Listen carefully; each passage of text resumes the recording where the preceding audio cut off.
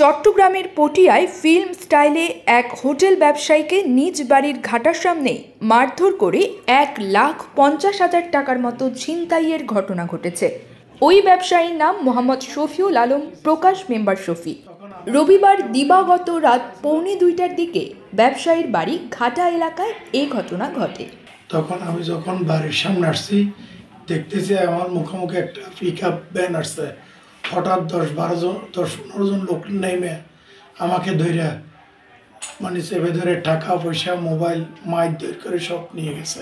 Hotel ব্যবসায়ী শফিউল আলম জানান, তিনি প্রতিদিনের মতো হোটেল থেকে রাতে মোটরসাইকেল নিয়ে বাড়ি ফিরছিলেন। তার বাড়ির কাছাকাছি এলে আগে থেকে ওত পেতে থাকা ছিনতাইকারীরা তাকে মারধর করে ফিল্ম স্টাইলে টাকা ছিনিয়ে নেন। এ সময় তিনি চিৎকার শুরু করলে এক পর্যায়ে অস্ত্র বের করে মোবাইল ফোনও কেড়ে নেন। সব নেওয়ার পরে 5-6 জন পিকআপের উপরে উঠছে আর 5-6 জন নিচে ছিল। তখন আমার বাইকটা উড়াই নিয়ে যেতে চাইছিল। লোকজন যখন বাইরে এসে চতুর্দিক থেকে বাইক পেলে এরা বাইকের চাবিটা সহ নিয়ে চলে গেছে। ঘটনার খবর পেয়ে রাতেই পটিয়া থানার এসআই নয়ন চাকমা সহ একদল পুলিশ ছুটে গেলেও কাউকে গ্রেফতার করতে পারেনি। আমি সকালে যখন ঘর থেকে বাইরে এসেছি, আমার পকেটে 1,70,000 টাকা ছিল। ওখান থেকে আমি সারাদিন খরচ করছি।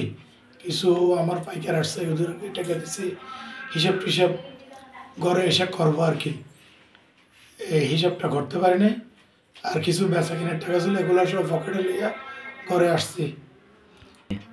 টোটাল 1 লক্ষ থেকে উপরে হবে, অনেক উপরে হবে।